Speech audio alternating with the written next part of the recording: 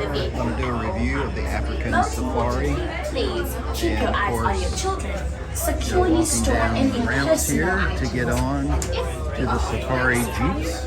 Don't forget to turn off the flash. Getting on the safari, zone 1, zone 2. We'll try to keep the groups together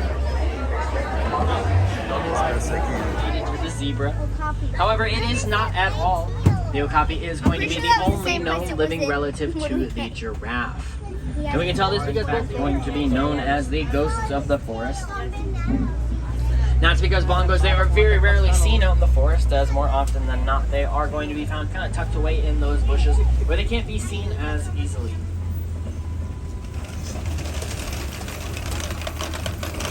And here in just a moment we are leaving the Aturi forest. They're also going to have a very large wingspan spanning from about 6 to 7 feet. There's the hippo. There is going to be that hippo just off to that right hand side. Hippos, they actually are going to spend the majority of their time in the water, even though this one is currently up on the land. What those hippos will do is they sink down towards the bottom of the water's edge, and they will then Nile crocodiles. The Nile crocodiles are incredibly long. They can be about as long as a giraffe.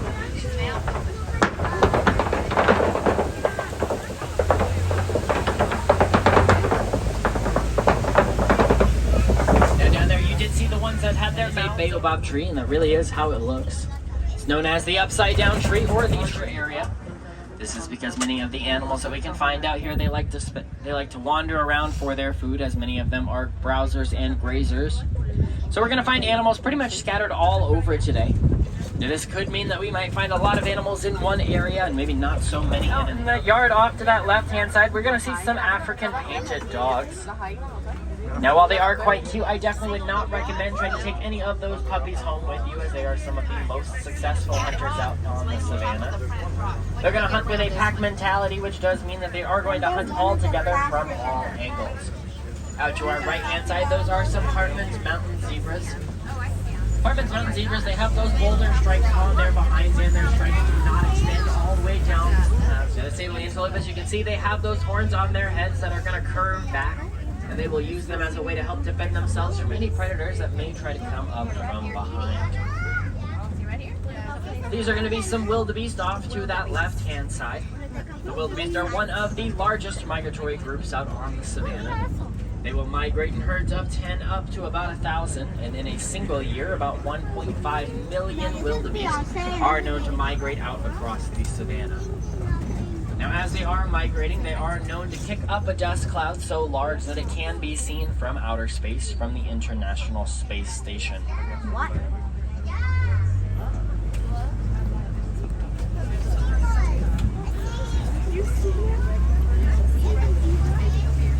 Now we're going to be seeing some more of those Hartman's Mountain Zebras.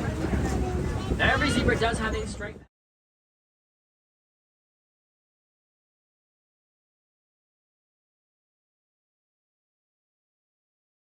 Those are some springbok. Springbok, they can leap about 8 feet directly into the air and then about 13 feet forward. Now also hidden away in those bushes at the top of that hill, that is an eland, that larger tan-colored antelope.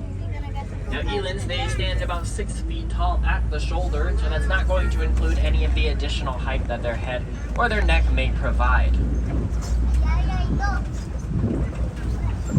Oh, you saw that? Now out there to that right-hand side, we're going to see some Ankoli cattle. They're those cattle with those great big horns.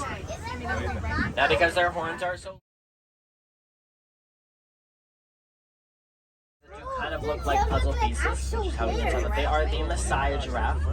They are the tallest animal in the world, ranging from about 18 to 20 feet when fully grown. They will also eat for the majority of their day. They are known to eat for about 20 hours of their day. Now with that leftover time that those giraffes have, now if you still aren't sure what a mandrill exactly looks like, think of Rafiki from The Lion King, as he is modeled after a mandrill. Those great big ears that they will flap back and forth as a way to help cool off their bodies, and so you could say that they have a pretty good form of ear conditioning. The flapping of those ears back and forth is going to be super effective to those bees as an additional source of income. That project is going to be known as the Elephants and the Bees Project.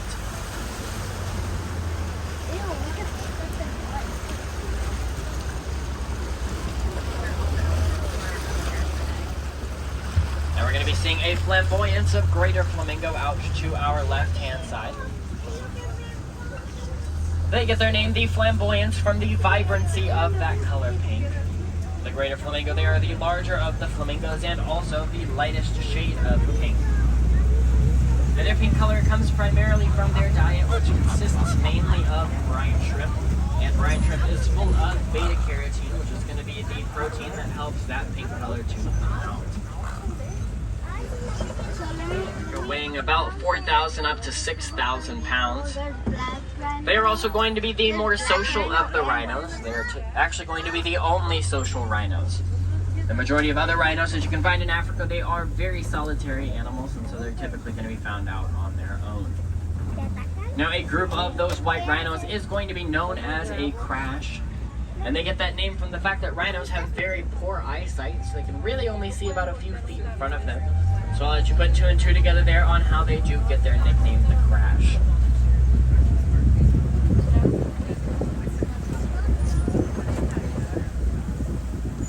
There's going to be some more of those rhinos kind of tucked away in those bushes just up off to the right.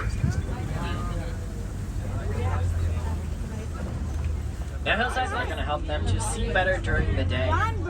That is super important for those cheetahs, as they are one of the few big cats that are known to go out and do the majority of their hunting during the day. That because the Kopi provides a great lookout spot for a lot of those animals. Now, the Kopi is also going to be used by some big cats such as lions. However, lions are known to sleep for about 20 hours out of the day. They take burrows that were created by other animals and then repurpose them into their new homes. Which makes those warthogs really great recyclers as well. Now, out there to that left-hand side as well, we're going to see some ostriches. The ostrich is the largest bird on two legs and also the fastest bird on two legs. But they are a flightless bird though, and so those wings that they have, they're going to be used to help guide themselves as they run. If you look off to our right-hand side, walking out there, that darker brown animal, that is a water buck.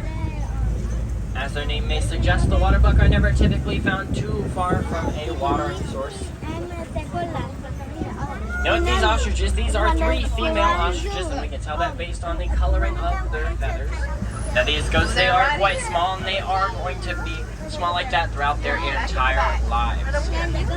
Now their favorite snack is underbrush, which conveniently enough for them is what most traditional livestock will leave behind. And that is because many of those livestock do not have the stomachs to digest some of that weedier brush. What you can do is to come and ride even more safaris with us. No two safari is the same, so you do have the opportunity to see lots of different animals doing lots of different things, and then learning more about their behavioral patterns as you do come at different times throughout the day. Now I also just am one of numerous safari guides that we do have out here that you can learn quite a lot from as well.